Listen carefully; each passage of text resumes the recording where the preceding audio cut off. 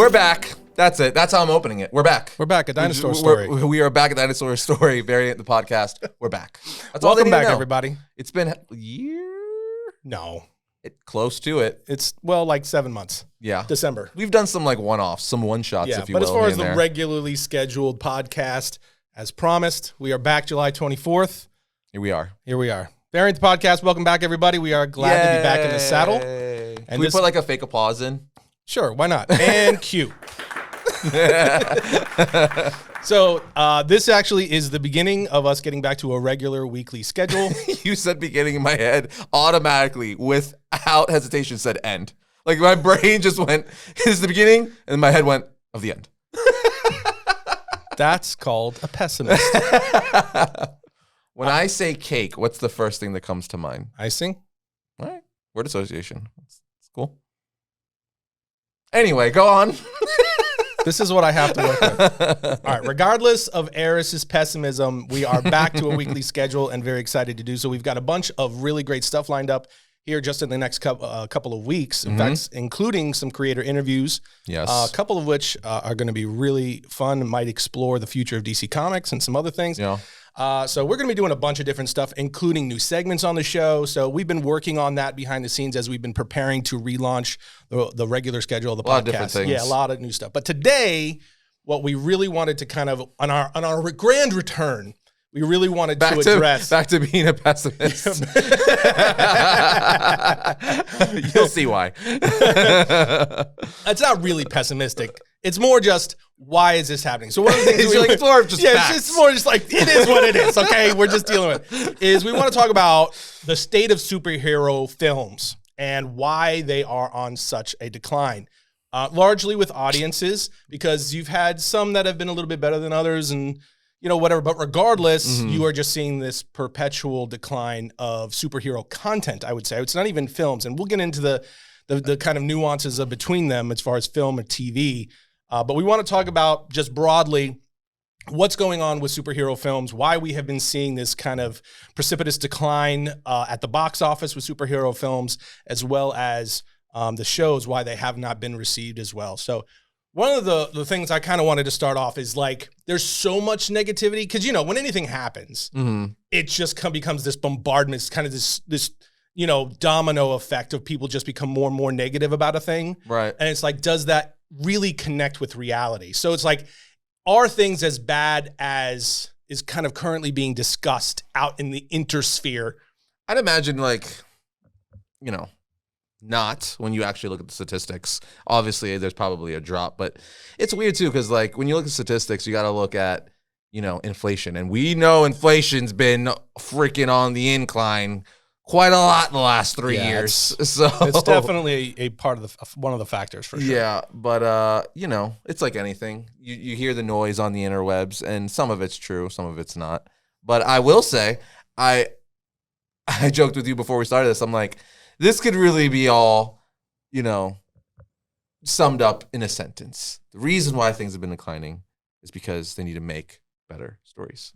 I think that's like... Yeah, I know, and you've been saying that for a while, and I agree with you. You want to know why? You want to know why, though? I can't wait to hear this. Because it's like, if like any studio, whether it's Marvel, Warner Brothers, whatever it is, in anything, just not even just comic book films, anything in life, if you're pumping out like awesome shows, awesome games, awesome whatever, are you going to be like, that's too much awesome, I don't want that, I'm not going to watch it because my body can't, withstand that much awesome, so I'm going to lose interest because it's just too much good?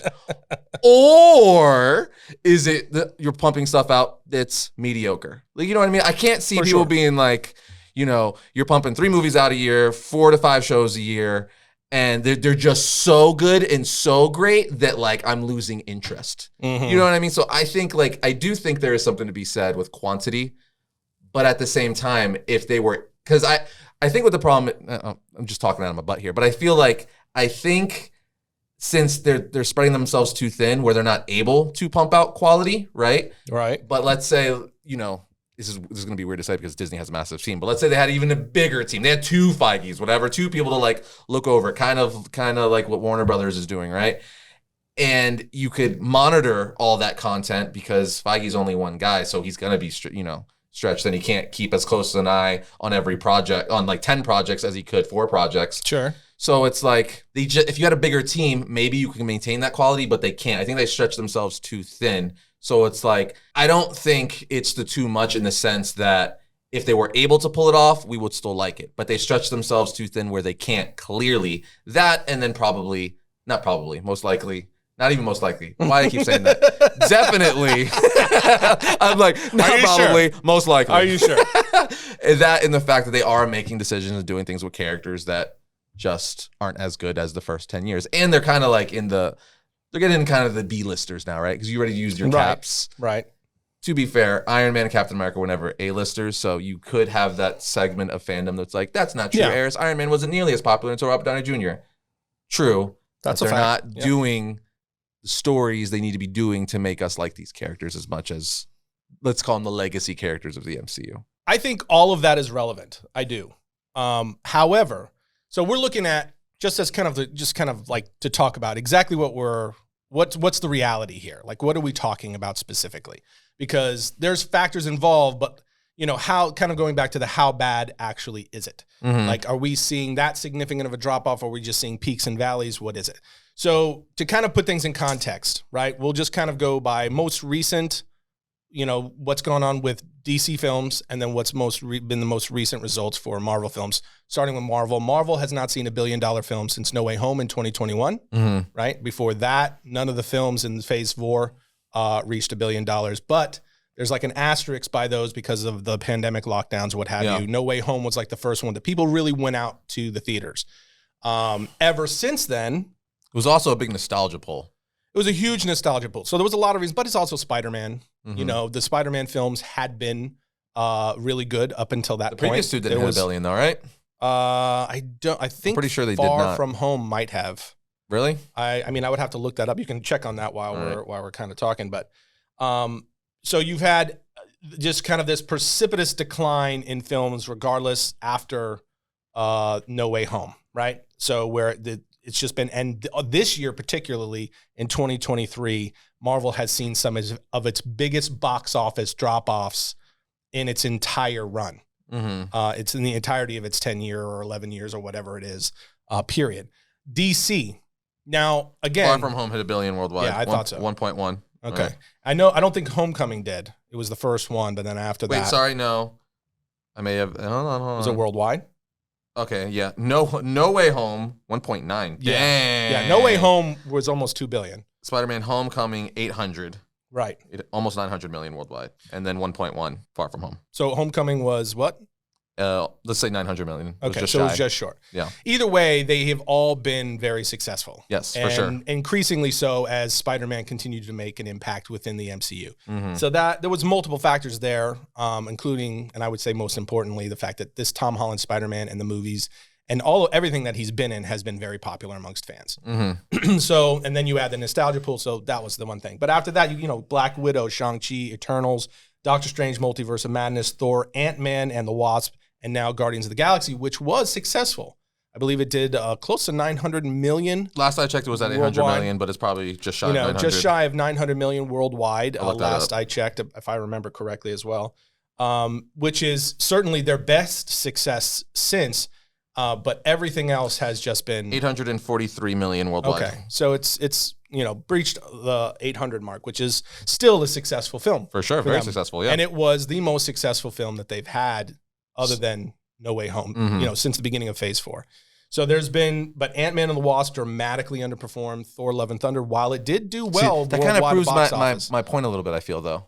Because I think Guardians Volume 3 was a solid film. It was. It was good storytelling. Yeah, it was. And then there was, very similar to No Way Home, there was some pools there. It was the end of the era. Everyone wanted to see who was going to die in the Guardians of the Galaxy. Spoiler, no one. I'm actually kind of still a little mad about that. I was like, how did you not like someone? Like, I mean, I don't wish ill to anyone, but they're fake.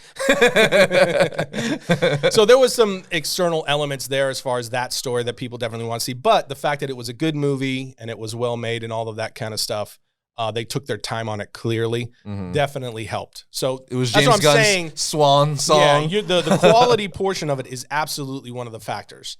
DC films, however, flipping to the DC side, we all know now Flash was the largest box office flop for DC.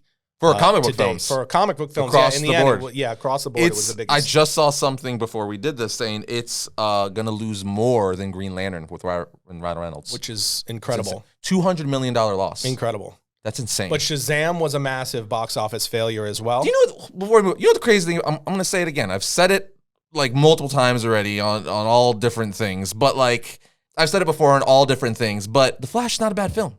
It's not. Like, I get it. Ezra Miller, douchebag, not a good human being. Totally understand. But the film itself is not a bad film. Right. And it's crazy. Which goes to my point, which is that quality and storytelling is not the only factor here. There's multiple factors. That's a tricky situation because the Ezra thing. But that's like everything that you can point to, there's little asterisks by a lot of these. Whether it's, okay, this is a pandemic era. Okay, well, this was, people were wanted to see the nostalgia pool for No Way Home. Oh, okay, with the Guardians of the Galaxy, everybody wanted to see how they were going to wrap up the trilogy. There's different things that you can assign to it. Yeah. But here's the broader point. The issue at the box office in particular, not really addressing, the superhero thing is kind of its own world, which is what we're going to mainly target. But the box office portion, it's not just isolated to superhero films. You're seeing a lot of films fail at the box office. Big ticket, in terms of budget. For sure. Films that are failing. So it's not just quality. We're spoiled now because of the streaming that was implemented during the pandemic. Everyone got used to, even me, I'm still like, it's going to be streaming in a month. I'm going to wait. That's one of it. So for me, I kind of have a list because I think for me, this is a multifaceted problem. Okay. It is quality, but for me, it's a multifaceted problem. So I kind of just highlighted what You made a doc? Yeah, I made a listy. What I think are the main contributing factors. And one of them is definitely the quality of the films. Audience fatigue. They kind of coincide. Is it audience fatigue or is it the quality? Well, I think it's both, and they're related. I think people are getting tired of them because of the quality they're getting from them. So the fatigue that is there, that is contributing to the factor, I think a lot of it is because of the fact that the quality we're getting back is not what it's not reaching the standard that was set with, let's say, an Infinity War film. Yeah. Right? It's not reaching that. So people are like, now you add the fact of what you had already mentioned on top of that, the inflation. How much is it to freaking go to the movies? It's expensive. It's insane. It's insane. I can't go, I take my wife and my kids to the movies, and it's legit like $100 almost just for tickets. Dude. Depending on, if you want to see it in a good theater on a big screen or whatever, it's expensive, and then concessions on top of that. So people are weighing that in because everything is more expensive now. So now you're having to factor in because people are no longer giving the benefit of the doubt to these studios and these franchises.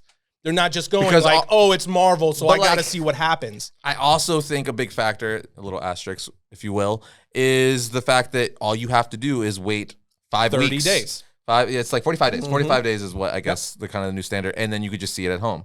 So it's there's not a sense of urgency. Before it would be if I don't see it after it's out of theaters, you got to wait several months for it to be on digital. Because remember back when we were kids, in the 90s, if you didn't see a movie, you had to literally a year. No, it was like a year. 6 months to a year. Yeah, I remember when the first Power Rangers movie came out. I saw it, and the following Christmas it was released on VHS. And that was the norm. And that was with every film. And then it went from the gap closed a little bit in the 2000s where it was around 6 months or something like that. But now, so it still had that urgency where it's wow, if I don't see the new Batman film, I had to wait half a year before I could see it on Blu-ray or something like that. But now it's a little over than a month. That's not that bad. Yeah, and honestly, one of the things that I was I kind of was there you go. This is the problem, is when that recent interview with Bob Iger, where he was talking about how fans, how they're having to deal with, they're struggling with the fact that their movies aren't in theaters as long, when he was addressing why are these movies not making as much at the box office, right? And, for me, the studios, listening to them address the issues to the public, it's either you're delusional and have a total lack of self-awareness, or you're lying. So you're lying to yourself, the public, or both about what the root of the issue. Are you telling me, Tim? Are you trying to tell me to my face, the billionaire Bob Iger, the head of one of the biggest corporations in the world, is delusional because he lives in a different reality? He might spin the facts and what's actually causing the problem. But here's the thing, and this you think he knows how much like bread is? Like legit. When's the last time that man went shopping for himself? I don't think he knows how much the bread is that you and I buy. Freaking. But here's the thing. When listening to him answer that question, and honestly, several other studio execs that I've heard in the last, let's say, 6 to 8 months, one of the things that they're talking about, like when they're, citing this, the plight of, our movies can't stay in theaters so long, is people, we tend to have kind of short memories. It's the studios. You're the one who did this. It's the studios, including Disney, who negotiated down the turnaround time during the pandemic era with the theaters. The theaters wanted to keep the movies longer, and the studios wanted it reduced to 30, max 45 days on big blockbuster tentpoles, depending on box office return. So it was the studios who are responsible for the movies only staying in theaters a very short period of time because they wanted it on streaming. So it's the lockdown, the pandemic era lockdowns dramatically altered like our behavior, like societal and industry behavioral patterns, like in terms of movie going. Well, we all know why they did that too, because at the time, since 2020 and all the way up to like 2020, they were all building their streaming services. They were building their streaming services, and it was more beneficial to them to be like, no, because once it's on our platform, there's no middleman. We get all the money from signups. But now that it's not to their benefit anymore, because things are more or less back to normal, they're like, wait a minute. It's the theater's fault. Exactly right. So it's really funny. So now the studios are turning around, including you. I'm looking at you, Bob Iger, turning around going now like, we're having such a hard time because our movies can't stay in theaters so long. Well, you did that, sucker. Does he listen and watch our podcast? Maybe he does. And if you do, Bob, we remember. We remember. Also, you might not have been CEO at the time. I don't remember if he was. I think he was. I don't think he was. That was Chapek? Yeah, it was Chapek. Yeah, but anyway, the reality is that COVID and the pandemic era and everything that went on along with that, first the lockdowns, and then everybody just kind of, that time period, it got people used to not seeing movies right away. How many movies got pushed back and delayed? Dude, right? To where you waited like 2-3 years to see a movie you were anticipating, and kind of the excitement got just beat down to a pulp. Dude. To where it's like you just kind of got used to it. And then everybody got used to watching at home. And then you add the fact that all the prices went through the roof. And so you have this like perfect storm where people are like, all I have to do is wait 30 days now, and it's going to be at my house, and I can save a whole bunch of money, and it's more convenient. I don't got to go to a movie theater. Depending on the film, that's me. Yeah, 100%. That's a lot of people now. And the cost has really, really been one of the leading factors of that, because it is extremely expensive for a family, especially, to go to the movies. Yeah, we were talking about it when we were shooting the other day at the theater. We were at B&B Theater shooting for another episode we got coming up for Blue Beetle.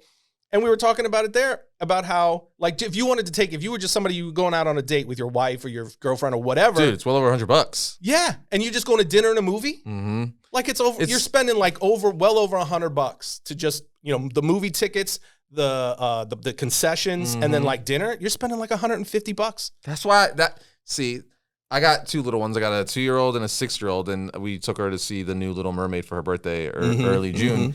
And, again, just for all 4 tickets or whatever, it's like $60 or something like that. And then obviously they want like slushies and stuff like that. But it's like, it's crazy where it's like. Because you were looking at, what was it you were looking at? Was it popcorn you were looking at? And you were like, dude, it's freaking $14. Dude, at that theater we shot at, B&B Theaters, for a large drink and a large popcorn, $18. $18, that's what it was. 18, so it's $9 a pop. $9 for a large drink. You go to 7-Eleven, get a large drink for like $2. And I don't want to make it sound like we're knocking B&B Theaters. B&B Theaters is great, but because that's kind of the industry norm. No, that's like that at AMC, Cinemark, Regal, across the board. And you've got some like local theaters. Like we have an AMC theater that's like because I live in a smaller city, and our AMC, because it's like smaller, their prices are less.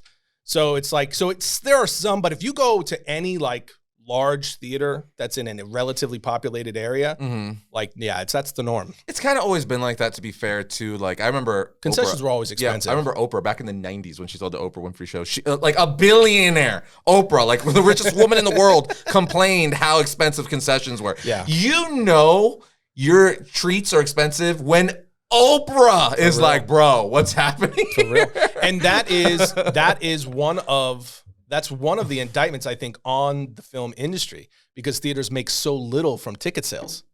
They do it on purpose. Most of their revenue is from snacks. That's where they make their money.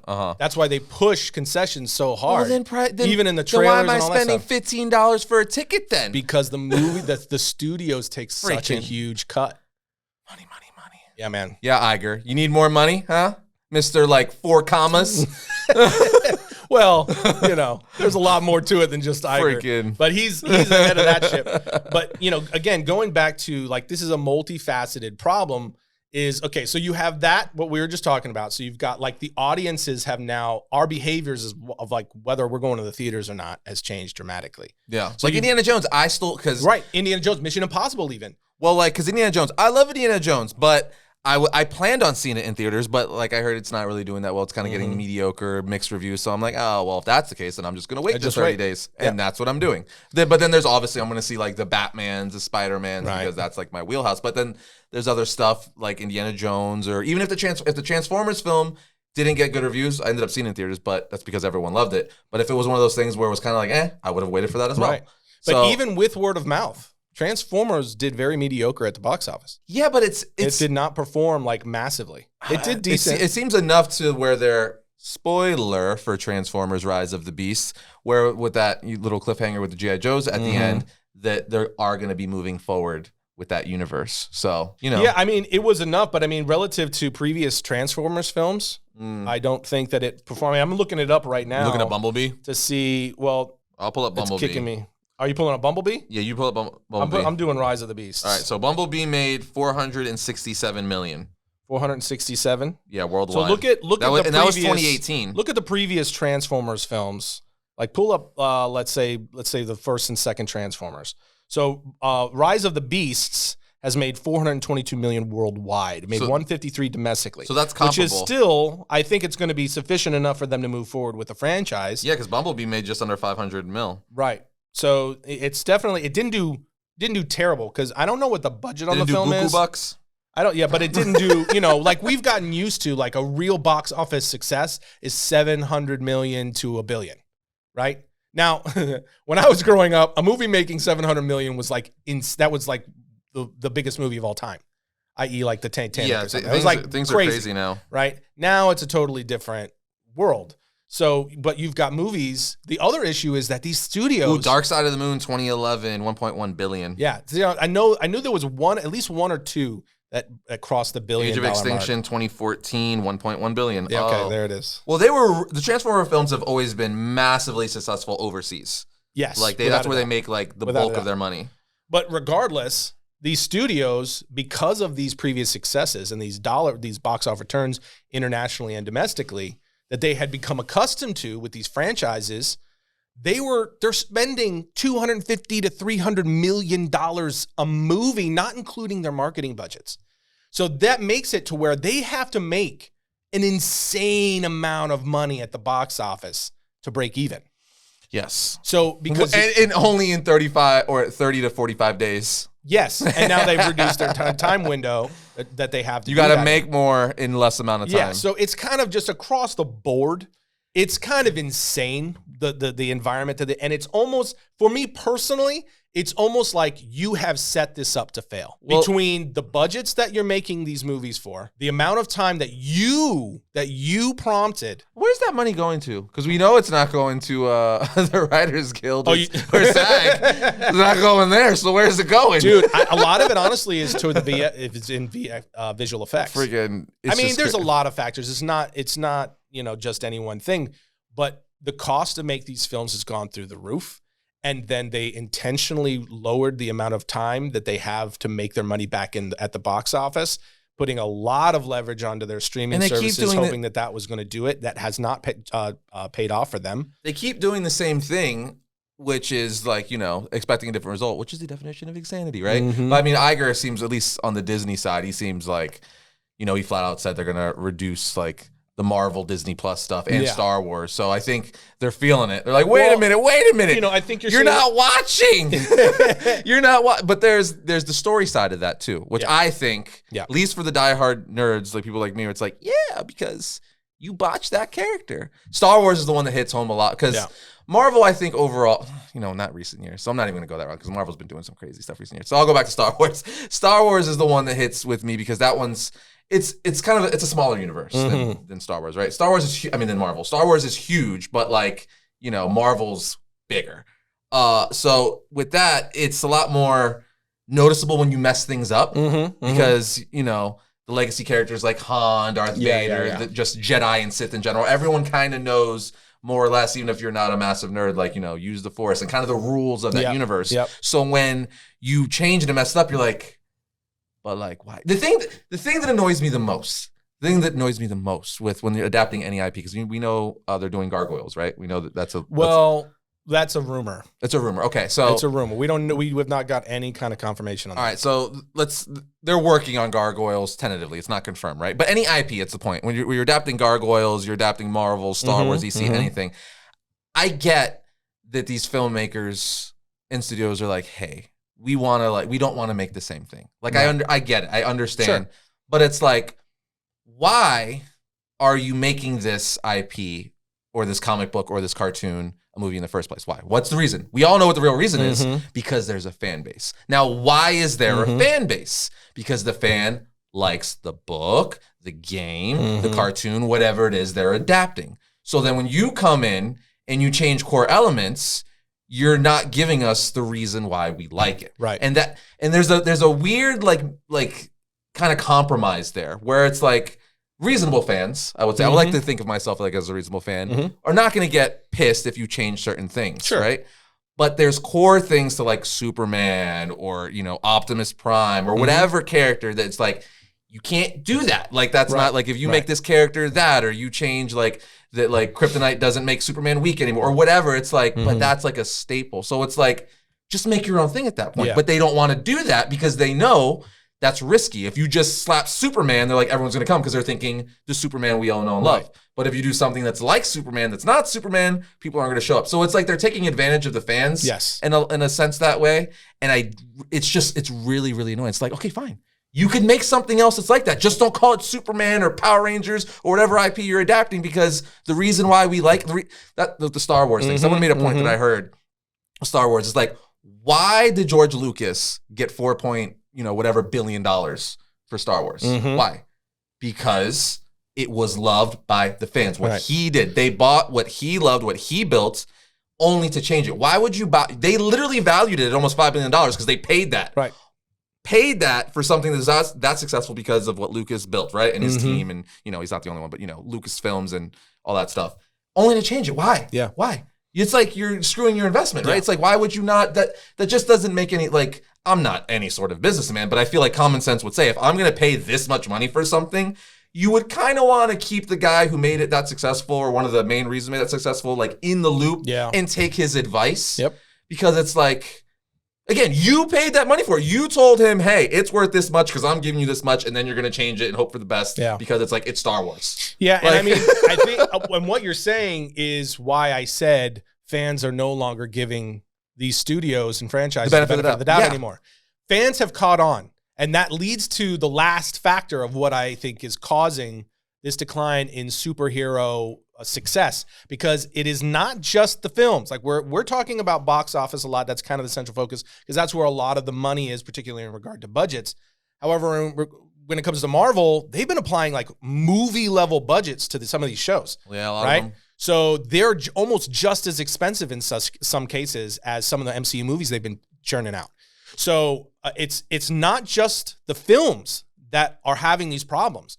The MCU Disney Plus shows have seen a gradual and consistent decline in success as well. They've lost their spark too, right? And I think it's for the same reason, which leads to my last point as far as a factor goes, and why there's a lot of people that aren't giving them the benefit of the doubt. Fans have caught on about the fact that a lot of the people that are making and leveraging these franchises, these stories, these characters, a lot of them are ideologues.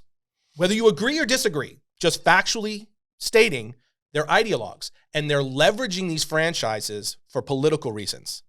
Which, however, this is not speaking to anything one way or the other. This is just to say that is reality. And so when you get preachy like that, because you did not see that, let's say just the MCU for its first 10 years, you did not see that. Right. After Endgame, MCU changed dramatically in that regard. For sure. You started seeing all kinds of things that were not involved in the next 10 years. Well, what happens is when you start stating particular political views, right? Not like, ideals like that kind of everyone universally shares, but particular political perspectives, you're going to polarize your franchise. For sure. You're going to isolate a huge chunk of your audience. Because no matter which way you go, you're going to have the side. You're going to have one side. Yeah. And, you have right now, there's a lot of people talking about this and have been for years now. And how it's addressed is dependent on which side of the aisle you fall on, right? So on one side, it's like, oh, this is trash and the woke and the this and the that and the other thing. On the other side, it's like, it's not woke. It's, these are just a bunch of crazies and all this kind. So whichever, it's just dependent. And then you've got some people in the middle that are just like, can we just... Well, you just have fun for 5 minutes? You just do the Bill Burr thing. You follow the money. What is the money telling exactly you? What is the money telling you? Money is the thing that speaks the loudest. But the fact that the money does not seem to have been speaking for the last few years, and they're not responding to that, and that goes to superhero films, Star Wars. Iger seems like he is now, though. Had some pulling back. I mean, we'll see, because all they're really talking about is volume right now. Right. That's step one. That's step one. But it's for me, it's one of those things where it's like you'll have to wait and see. Even when it comes to like DC, like what are they going with the future of their franchise? We're just gonna have to wait and see because they're not really telling us yet one way or another. You're getting hints at things, but it's like how many times we talk about like we wanted them to rip the Band-Aid off and just full reset and just say that flat out. You see Aquaman's getting reshoots again, the third round of reshoots. No. And they're pulling Ben Affleck out of, because originally Keat was in it, I believe. Then they swapped it with Ben Affleck. And now apparently James Gunn's like, yeah, no, we're taking Ben Affleck out too. So it's gone through 2 Batman already. It's insane. This Aquaman 2 is not going to be good. Well, a film that has that many no matter what, but does it matter whether it's good? Honestly, does it matter whether it's good? I don't know. They haven't told us if it matters. I think the answer to that is no, because but everyone has done it. Seemingly, not everyone, but the vast majority of people are clearly done with that element of DC. And honestly, DC, you're going to have to win people back at this point. And I think that's true for Marvel. That's kind of like my end point of this whole thing is for all these different factors.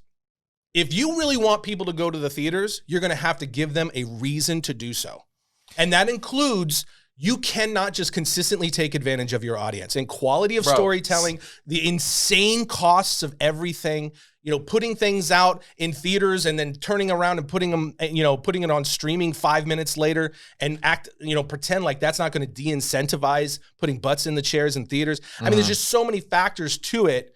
That it's like, and there's just, I don't know, there's this clear disconnect from what's causing this decline over here. Not just, I think you have the holistic box office issue, because again, it's not just superhero movies that are seeing this problem. But just in regard to superhero movies, what's causing the problem at the box office and for superhero content, comic book related content that's just going to streaming, you can't just continue to abuse and take advantage of audiences on all these different levels and then expect that not to blow up in your face. Well, it seems like it's kind of slowly happening. I mean, I think on the MCU side of things, Star Wars kind of did the same. Here's a perfect example. We've talked about this before. Like, they bait and switch you all the time. Obi-Wan Kenobi. Correct. They literally, it was like the rematch of the century. That's literally like a promotional piece of dialogue from Disney. The rematch of the century. Because we all know, Obi-Wan fights Anakin at the end of Revenge of the Sith, and then, he chops off his limbs and stuff like that. That's what he turns to Darth Vader. And it was like, oh, rematch. Now it's Vader versus Obi-Wan. It's like that in-between fight. We get to see it live action. This is going to be awesome. And people like me who grew up with the prequels, that's what the Star Wars we saw in theaters were like, oh, this is awesome. Yeah. And then, most of the show is about, this Inquisitor that we've never heard about before. Right. Or Leia, which is we all love Leia, but, the show's called Obi-Wan or Kenobi, right? If you want to focus 60% of the show on Leia, make a Leia show. But that's the thing that pisses me off, the bait and switch. It's you always end up back at Star Wars. We're talking about superhero movies. Arris is very passionate about Star Wars at the current. Because theirs is the easiest to dissect because it's more linear in the sense where Marvel has a lot more pieces. The MCU. I think it's the same problem though. It is, but like in terms of the storytelling, I think it's the same problem. You have a lot of people behind the scenes that are grabbing and attaching, being attached to these properties, franchises, characters, etc., that they don't really care about the history of these characters. They don't really care about the fandoms. They only do to an extent. And a lot of that is, how can I leverage it to tell the story they want to tell? And that's fine, but at least be honest with the audience up front. And that speaks to what you're saying. Because they know we won't come. They can't. Right. Exactly. They know the Secret Invasion right now. Spoilers if you're not caught up with the first 5 episodes or 4 episodes of Secret Invasion. Same thing with freaking Secret Invasion right now. Started in Captain Marvel. First and foremost, the Skrulls, right? Mm-hmm. They are the rivals of the Kree, right? Kind of the same thing in here. Right. At least sort of kind of in the MCU. They made them this sympathetic, like, oh, poor us, we got hurt, we need a place to live. Although that has, to be fair, that they are changing course on that in Secret Invasion. No, they're kind of not, though. That's kind of my point. With a small faction. It's a hugely different way of getting there. Yeah, because you got graphics people who are like, we're going to take this. They changed and became more like terrorists because of the fact that they never got, like they were never treated fairly or whatever, and all the stuff that happened with the blip. No, I fart on that. No.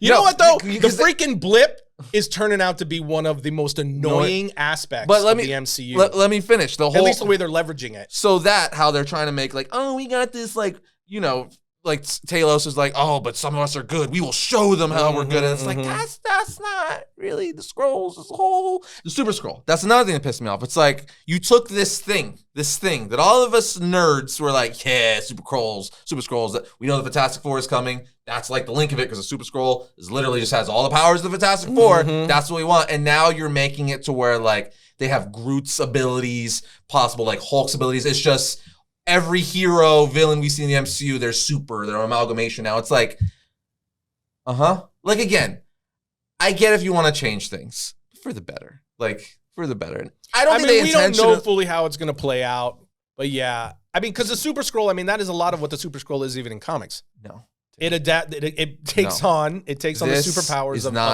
other beings. Not good. It's definitely good.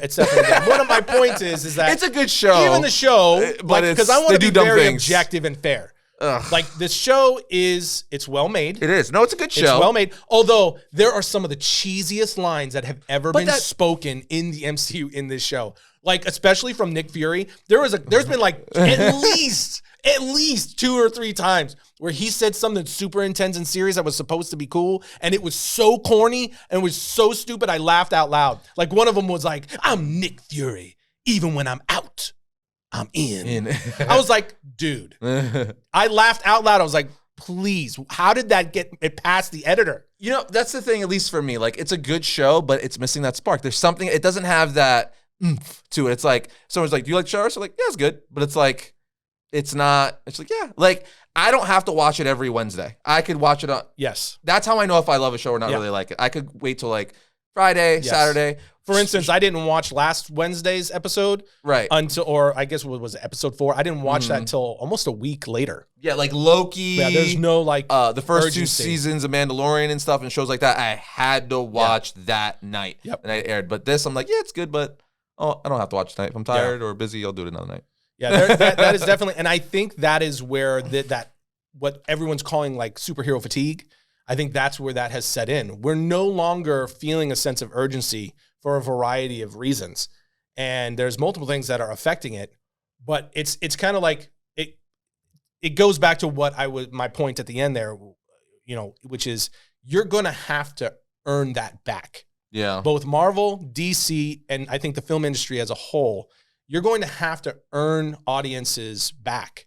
Because you're going to have to win them back. And that's going to have to be done through compelling storytelling. Right. You know what I mean? You're going to have to clean up some of these issues in regard to the visual effects, because this is not the CW.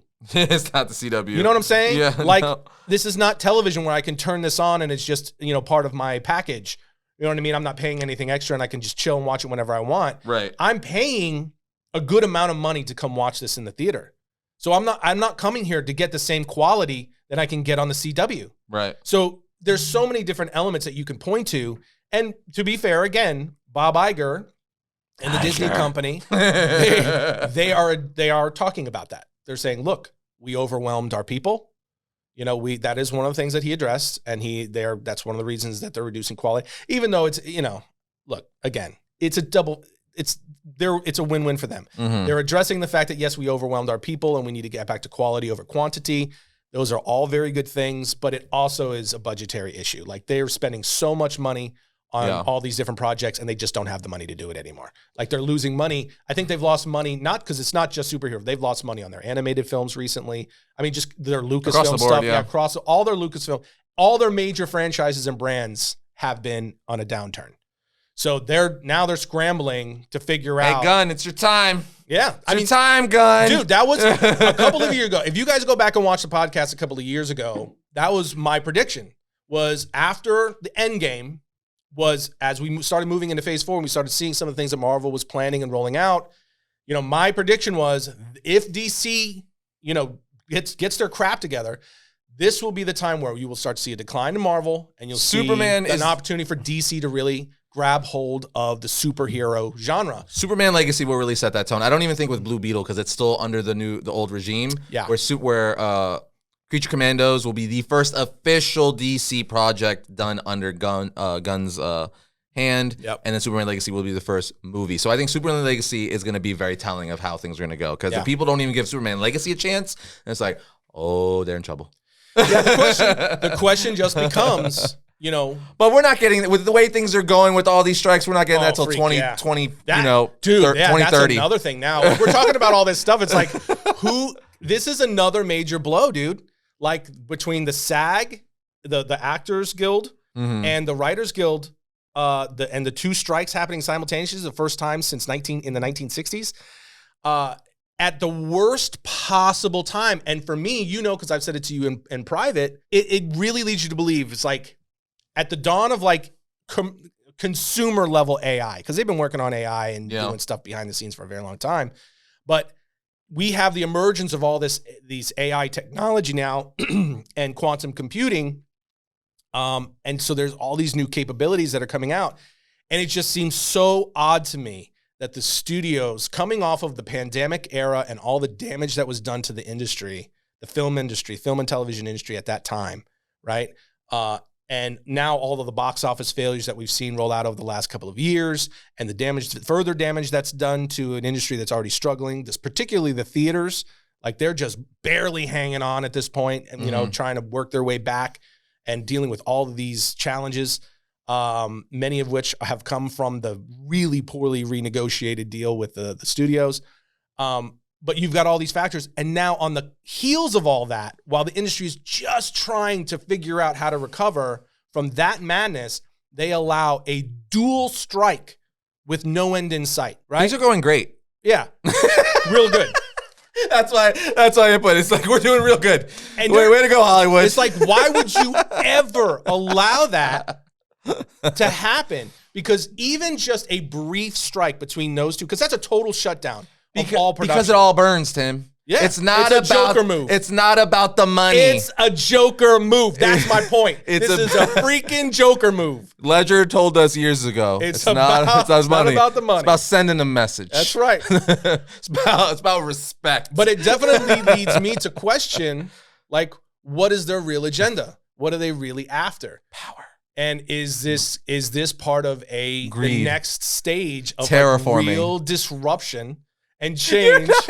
No, I just gotta skip you. You go to your place. But yeah, is this part of the next disruptive portion or stage for the film industry where they want to, because we know they want to start using AI for more stuff, whether that's writing, vocal performances. Because you think about it, if you can use an actor's likeness, which is what they're trying to do. Llamas. What? Llamas. This is why you don't do drugs before going on. Llamas. We all know they're secretly using. Say no, kids. They're using llamas. We're going to resurrect that campaign. This is your brain. This is your brain on drugs. This is a theory. This is a theory about the llamas. Oh. You haven't heard the llama theory? You know what? I'm just going to let this roll out. Let's hear the theory. You haven't heard the llama theory? No, I haven't heard the llama theory. The llama theory, how they're using llamas in their cuteness to distract everyone so they could do all this stuff in the world. The AI, the chips, they're going to be implemented, weird things. Llamas are the distraction, or llamas are the ones llamas ruling the world? They're the distraction because they're so cute. And how do you know they're not the brains? because like no problema, okay?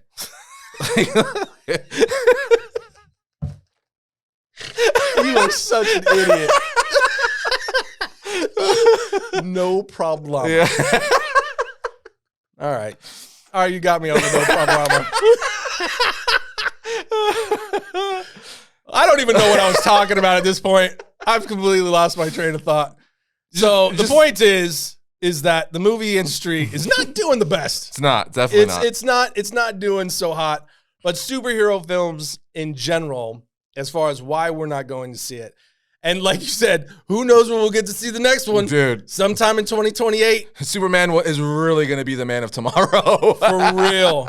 For real. I mean, you have actors, they can't even promote their own film. That's still coming out. That's Blue Beetle's one of them. That's the craziest thing. Barbie, at the time of shooting this, is not out right now. The Oppenheimer one was one of the craziest ones where they showed up. They had to move the premiere up an hour. They did the red carpet. Yeah. They moved the premiere up an hour so that the actors who were in the film could do the red carpet and do all of the pictures and with the fans and the whole thing. But then they weren't at the presentation of the actual film. Nolan was all by himself. Audience. It was just Nolan because the strike had begun and everybody left. So, crazy. And it's a stacked cast too. Oh, like it's freaking It's like crazy. half the A-listers in Hollywood. Iron Man's in it. Yeah, good old Robbie. Just across the board, I think this, for me, and I know for you, like the main factor is just quality. Make better stuff. Make better stuff, and they will come.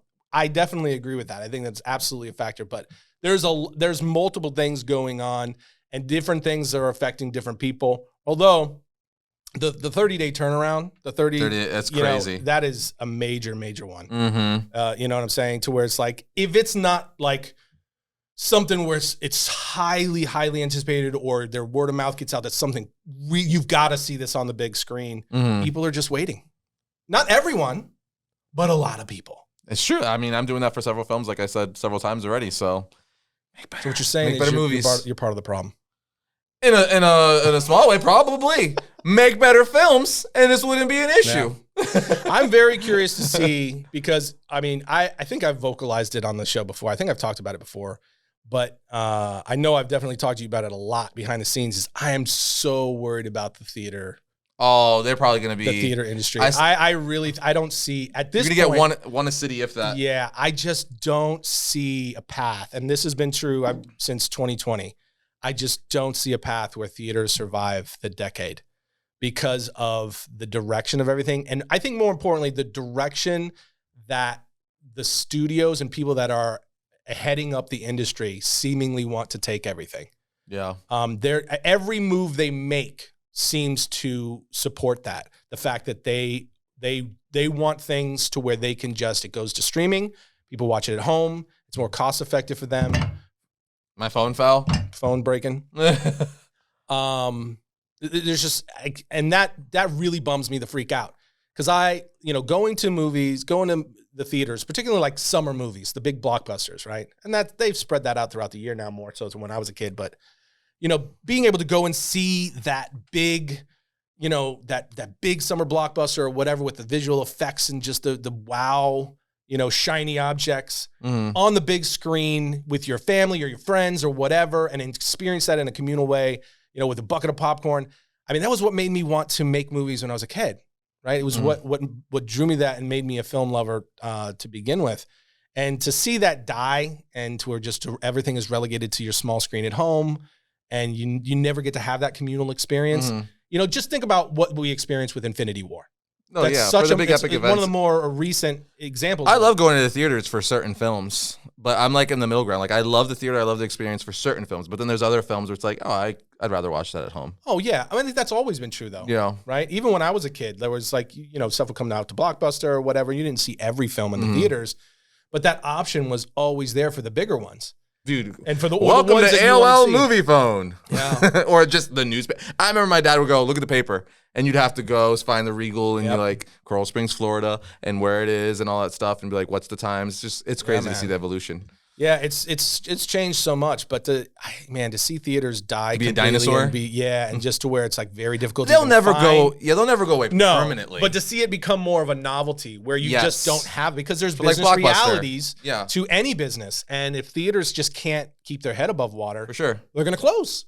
It doesn't matter whether we want it or not. If they can't make enough money to keep the doors open, they're going to close down. And to see that happen, and to see theaters largely go away, and maybe you only just have, you got to drive into a big city to find one, and it's like a more of a novelty, something you do maybe once or twice a year. That would just bum me the freak out. I think what we're saying is, Tim, make better films and TV shows.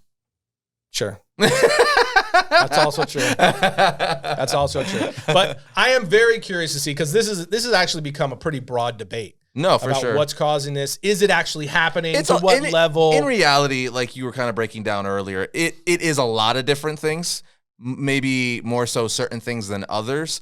But it's just the last several years have been the perfect storm for just so many Without things. a doubt. And it's just, in this strike, is another thing that's going to be a massive detriment to films and TV. They're saying just for as long as writers have been on strike and, SAG has been on strike right now, we're probably not going to see a new show or movie till 2025. So 2024 is basically already a wash. Yeah. And we're still going. Yeah. So it's like, I want Stranger Things, man. Yeah, it is going to be very interesting to see now. I know we've had to say this several times over the last few years, but we're kind of right back to, this is almost the same effect as the lockdowns. No, 100% it is. We're kind of right back to we don't even know when, we don't know when they're coming back.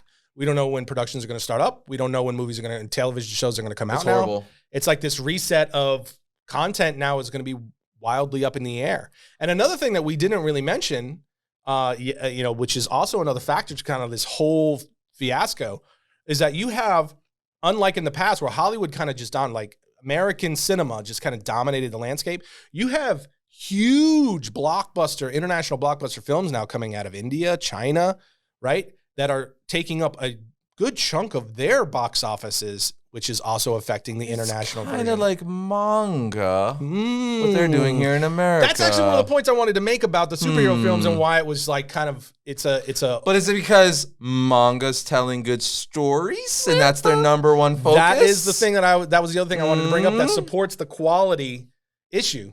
Is because American comics have been in decline. Because Japan doesn't care. Japan's like, is it a good story? Will people read it? Yeah, print it. America's like, maybe don't talk about that.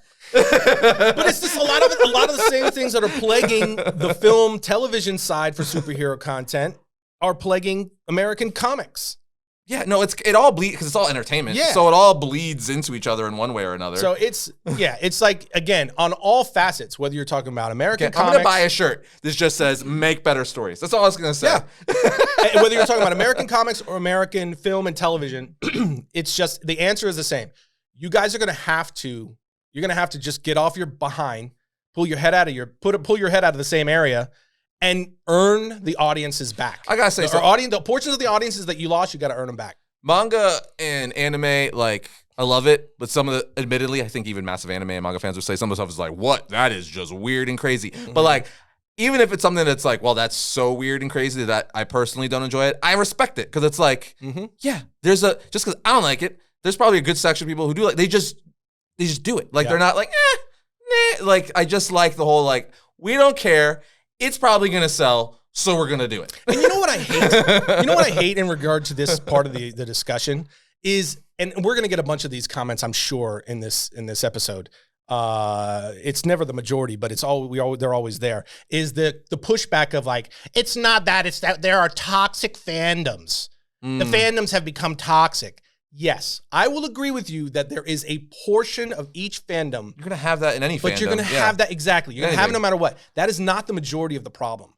A lot of the people that are screeching toxic fandom is the problem are the people that they like the direction things are going, particularly on the ideological side. Seemingly, that's a lot of where that's coming from. Everyone else is you just have a difference of opinion. Well, it's just because someone doesn't agree with you and you can't force an audience to like something and watch something and get mad at them when they don't because they don't like it because you do. That's dumb. That's a dumb argument. Well, the negative is always louder than the positive because you could have 1,000 people could tell me, Arris, you're such a nice person. You're such a cool dude. 2 people tell me you're a douchebag. I'm like, that's all. I'm not thinking about the 1,000 people who are like, you're awesome. I'm thinking of the 2 people who say I'm a douchebag. So it's like, it just always kind of works out that way. Yeah, but it's a dumb argument to make. It is. It's a dumb argument to make. That is not the majority of the problem. It's just that there is a huge chunk of people that are just saying, I don't like the direction that this is going. Or am I a narcissist, Tim? And I'm like, no, everyone has to love me. People can't not like me. That's true too. We can do 2 things at once. But yeah, it's like, okay, if you have something that comes up and I like it and you don't, and then I go, well, yeah, that's just I don't like the direction that you're going. We're like, well, it's like the Peacemaker. Awful. It's like the Peacemaker. You know what the problem is? You're becoming toxic because you're supposed to like this. It's like this is for a new generation. It's not for you.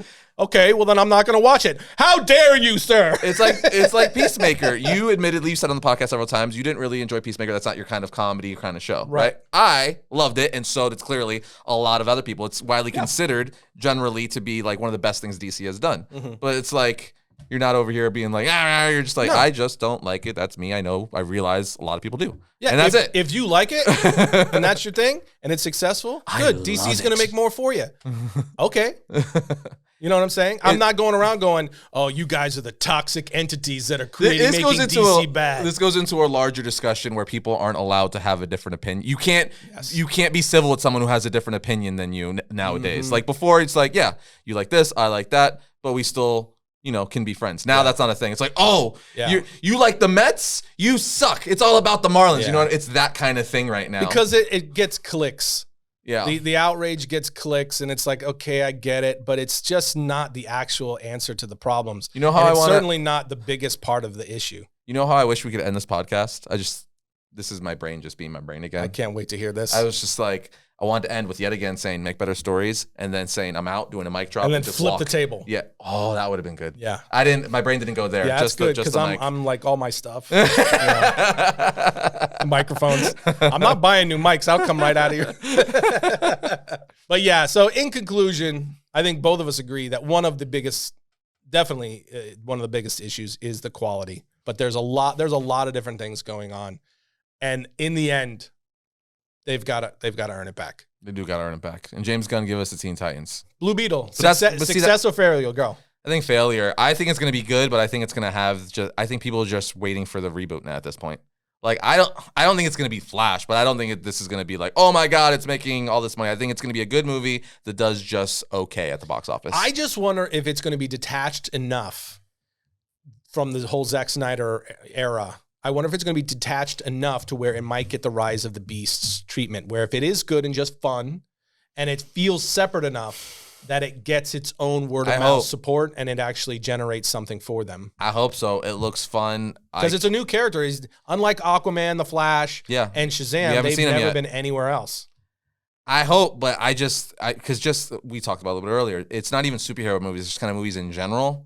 And the fact that it's kind of has that DC stigma attached to it on top of it. They're like, it's new, but like, I'll say this. I think word of mouth is going to, kill this movie or make it succeed. I think that's what's going to happen. Because you're going to have the people like me who are going to see it, obviously. But depending on what we think of it is going to get people in the theaters or not. Yeah. Because do we know what the budget is? No. Or was? Mm-mm. I don't know. It's got to be probably 150 to 200 mil. That's like the standard for these kind of movies. Yeah, I wonder if it's like in the Shazam boat where they didn't put that much into it because there's really no big name stars in it. Cobra Kai, my dude. I mean, don't get me wrong. Like George Lopez is a well-known figure. Susan Sarandon is a well-known figure, but neither of them are like huge A-list figures. Is what I'm saying. I don't know. We'll see. We'll be right here talking about it. That's for dang sure. We'll be back to talk because we're weekly now. We're weekly now. So every Monday you get to hear this. Unless there's unforeseen circumstances. But other than that, it'll be fine. It'll be fine. It'll be fine. Be fine. But let us know what you guys think about what's going on in the industry, and if you know what factors you think are most at play. Is it quality? Is it just kind of the overall environment for movies and television in general? Let us know what you guys think, and if you have not already, go check out our merch store, variantcomics.com, the Variant Labs merch. That's all up and live now as well. We got a bunch of stuff more, just like here on the podcast, we got a bunch more stuff coming for that. Wear that V. Yeah. Wear that V. Exactly right. And then we'll be back next Monday. Yeah, when we'll talk. This was fun. I'm glad to get back in the. It was fun. Back you get to look forward to it every week now. Yeah. We can talk about it. Flying V formation. That should be a tagline. Get it? Yeah, the Ducks. I get it. The Mighty Ducks. Yeah, I get it. 1, 2, and 3. I was there. D2, D3. Good movie. Anyway, we'll see you next time when we talk about all things comics.